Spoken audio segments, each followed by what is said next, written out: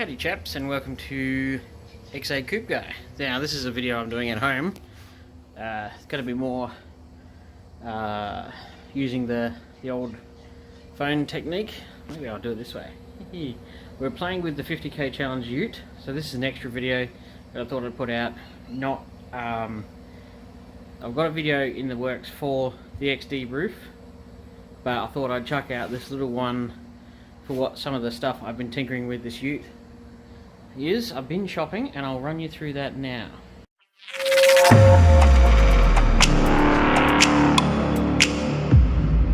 So, ignore the mess, but I have been shopping. I'll run you through. So we got some much nicer seats for the ute. They're absolutely immaculate. I'm going to periodically just pause and clean the camera. And we're back. So this ute had a little problem, and I'll run you through it right now.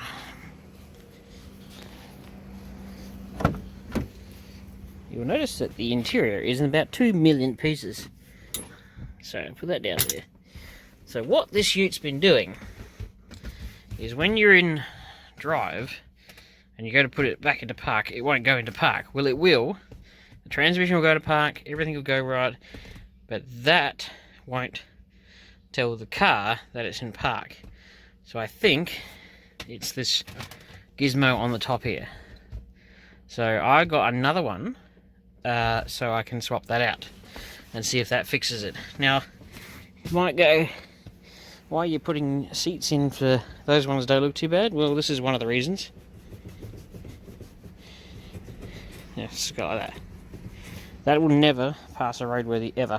That base is super loose and it's broken and missing bits. I'm not throwing these out. These might find their way into the XB, but they're not good enough, if you know what I mean. So when I say this ute's going to be a cut above the rest, it's going to be a cut above the rest. It's going to be miles better than all the others. So the thing I'm going to change now is that I've got me door trims to match the seats, because obviously these seats are leather, which have leather door trims, so I'm changing them out for the cloth insert ones. So I've got to put new door trims in. I've got a tower light to replace this one, because a crack will never pass roadworthy ever. I have a new top seal for the door. I have a belt mold for the other side, new grille. That's the tower light, absolutely perfect. And this is what we're playing with in a second. So, for those in the know and who want to know, to remove the gear stick off an FG, there's this little collar on the bottom. You have to yank it down with a fair bit of force. And you push out this clip. It's fairly simple, it's not a spring clip or anything, so it just pushes out. If you've got an extra pair of hands, which I currently don't. Yeah, there we go. That clip out. And off pops gear knob. That simple. And on a BA, there's just a little screw. A BA and a BF Falcon, there's a little screw that sits on the front. You undo that and the thing comes off. So this doesn't require, FG ones don't require any tools to remove. You just pull the collars down, pull the clip, and the thing comes off. So what we want to play with is, I don't know if you can see it, but there's a circuit board in there, and on the circuit board is little diodes, and right here is a hand with a finger with a magnet, and that tells that chip where the gear stick is and what gear it's in. So I'm hoping that I don't have to change this whole thing, and whether or not I can just change that circuit board and the top. The gear stick boot's totally stuffed, so I'm going to try and pull this all apart and put this circuit board and these bits into the car and see if I can get it working that way. That's going to be the first thing I'm going to tackle in tonight's video. So I've just got this out and I've got that one apart. It's fairly straightforward. There's just 4 clips, and this literally 4 clips and a plug, and this just pulls up. So also, if you want to change your gear stick boot, it's I'll let it focus. It's fairly simple too. So then you just push these two tabs in here, and the top half and bottom half come apart. But you must be very careful because there's a ribbon connector in there that connects the top and bottom circuit board, and I would strongly recommend you don't break that in half. But the gear stick boots themselves come out with 4 clips as well. So if that one's not looking too bad, I'll only replace it if I have some spare cash at the end. But we'll play it by ear. So that's what I'm going to take apart next. This is one out of the car that is a bit questionable. I'm putting that one in a second. Well, chaps, I've got it apart again. I must admit defeat for that one, because unfortunately changing the shifter, it did the same exact thing. So while I was at the wreckers, they were quite knowledgeable, and they said the next alternative is the adjustment on the trans side of things. There's like teeth on the way that on the cable, and if they're incorrectly adjusted down there, it'll do the same thing. But at least I didn't put the console together and then all the stuff and then decide that I need to take it all back apart. That's one of the things I did want to do, is double check with another one. Peace of mind knowing that that one is doing the same as that one, so I can put that back in, reassemble all the console, and then I can lay it down the track just before it's ready for rego. I can put it on a hoist and adjust it on that side of things. It's weird, if it's in neutral, it'll go to park, and like, it's hard to describe. It will always go to park. The transmission side of things is working fine. You can tell that you're in park, you're not going anywhere. But it's just when you're in drive and you go slam it up to park, it won't do it. It'll think it's in neutral. So you have to pretty much be in reverse to go to park, which isn't the end of the world, but I would prefer it to be less non-focused. How about that? It's probably because we've got a little light at the moment. But anyway, that's where we're at. I'm going to reassemble all this console and carry on there, and then we'll tackle some of the other things. So that's a bummer, but it's not the end of the world. I was going to say, now it's night time. But I thought I'd run you through actually removing the console in one of these cars. It's actually surprisingly simple. Pretty much first off you start with your cup holder just squeezes and pulls out. Your handbrake boot pulls up the stalk and then unclips. You have to take out the tissue box holder, which literally just yank on it and it'll come out. You have to lift up this carefully, unplug your 2 wires that are up the front there. That comes out and you will be left with it like this. Also, there's 2 side covers, one on that side, one on that side. There is a bolt like this in through there. There's another bolt in through here, and in through the other side. Then there is, you slide your seat forward, there's a little cover just there, flick that forward, there's 2 bolts either side, well, one either side.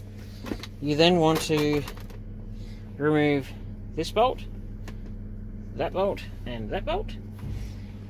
Then you can lift up the console at the back, slide it back, take out this screw, and this screw, and lift up, and this one here, lift up from the rear and pull it back, and that comes out. There is another set of screws just in here, along here, that allows the console to widen to get over the handbrake when you pull it out. Also, I assume at this point in time you've already got the gear knob off by pulling that down, pulling the clip knob off, and then your console should easily come out of the car. And obviously installation is quite literally the reversal. And then putting it back in, you slip it back in but not all the way forward, put your screws back in the side here, so this bit, which is under this bit, is attached. Then this side section drops on, screwed on through there. You then slide your console, while lifted slightly at the back, forward. It'll pop into a couple of clips here, in there, and slip in. You then drop it down the back, because it's got a couple of feet that I find locators down there. And then obviously you're in the reversal now. And then obviously I've done that. I put the gear stick boot back on. The console lid is there. I now got to put my 2 bolts back in here. Then I'll put my handbrake back on, my boot. Then I'll drop that back in. And then my cup holders. The wiring for the actual back of the console is just here, which tuck up underneath that side of it too. So, useless trivia you may not need, but if you ever want to take the console out of one of these, it's surprisingly simple. It seems complicated, but it's not. And then obviously you're going to have to put these guys back in. So, I'll keep putting it back together and catch up what I'm doing next. And there we have it. Took some doing, but it's in. And no longer a million pieces everywhere. The next thing I'm going to tackle is obviously putting the 2 bolts in the back.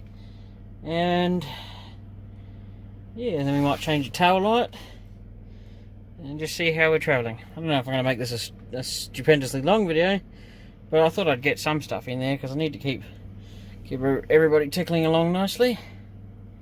So that's something. Right, let's tackle this broken tail light. I believe it's just 2 bolts here and here. Here and here. And then it looks like the upside about having a part before you start is it looks like it just pops out after those 2 bolts. So let's tackle that guy. One thing I'll add, and now it seems so stupid, but you can plug the tail light in and test your lights before you put it in, just on the off chance that you have a blind globe. So make sure your lights are working, functioning perfectly before you put the tail light in. Sounds dumb, but mistakes like that get made all of the time. So that's changed over. We will be in a second. Oh, I meant to show you this. This is the gear stick boot on an FG. Once you get that, unfortunately to change this, you got to change the whole console. Well, not change the whole console, but take the console out. And it's just 4 clips, and it just lifts out of the center. So really simple. But yes, we'll get this tail light in and see what else I can tackle this late of an evening. Thought I'd add in at the very tail end of this video because we've pretty much finished. We've run out of daylight basically, and most people will be going, oh duh, run out of daylight to really successfully work on the FG Ute. So we got a bit done. I like to make sure that of an evening I progress the Ute at least some means forward every single night, so that way it's actually going forward. But here we are with the Landau, which you haven't seen for quite some time. We've got a lot of bugs flying around. It's very muggy tonight. So the Landau has been recoloured. The Blue Lightning, which is the Raptor colour. It actually looks epic in my opinion, way better than the factory Polar White. I don't know if I can make it sparkle. Yeah, that's pretty down magical. It's a bit of a shame that it was 5 minutes old and the old boy managed to scratch the side. Slight bummer, but I think we can figure something out there. But anyway, this car is slowly, very slowly going to be reassembled. I've still got to repaint here and paint the engine bay and obviously strip it out completely and redo it. But what I'm going to do is, because my brake booster on my XB has failed in the most epic way possible, I'm going to borrow this one while it's out and see if that one's good, just so I can get my car back on the road so I can actually use it, because at the moment it's quite literally sitting at the front broken. I couldn't even drive it currently to the transmission place to get the new trans fitted, even if I wanted to, because the brake booster has failed, the diaphragm is torn or something, and when the engine's running, if you can get it to run at the moment, because it's sucking such an epic vacuum that it's making a huge squealing noise and you can't, the pedal just goes straight to the floor. You're like, well, I'm guessing, well, it doesn't go to the floor because it's obviously, the brakes themselves are fine, but the assisting part of it is non-functional. So this one's the same type. These boosters are stupidly hard to get, I've found. If somebody out there's got one and they're willing to send it my way for not $1 million, I'd be most grateful. but I can't seem to get one, so I'm going to borrow this one temporarily just to get my car back on the road, because this car is miles off being done. And I will eventually locate one or get mine rebuilt. And the latest quote I've got was $450 to have it rebuilt, which I just don't have right now. But the car can't be a stationary thing. It needs to be a functioning car while I fix up the ute. So we made some good progress on that tonight. I'm going to make some more tomorrow because I got the day off. And we'll be giggling like tomorrow. I'm going to tackle the seats. I reckon I'm going to do a video on that one, and you can learn with me. So yep, I thought you'd show you this. Looks magic. Oh, there's my EJ seats if anybody's wondering. They're actually EH seats, but they're the same. There's the console for the XB. Some more bits. There's a spare 5.1 Cleveland. A couple more grills. Quite a bit of chrome. Some of that's for the Landau.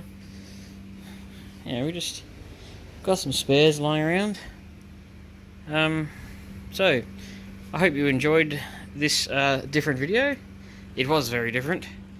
And stay tuned. On Friday night I will be putting out the latest update on the XD roof.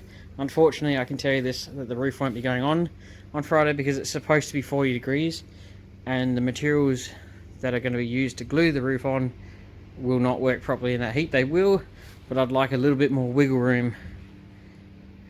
Really? Is that polish? I don't know, rubs off.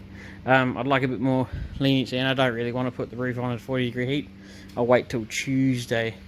So I'll do a video where I get up to, where I've been up to, because if you follow the Facebook page, you'll know what I've been doing.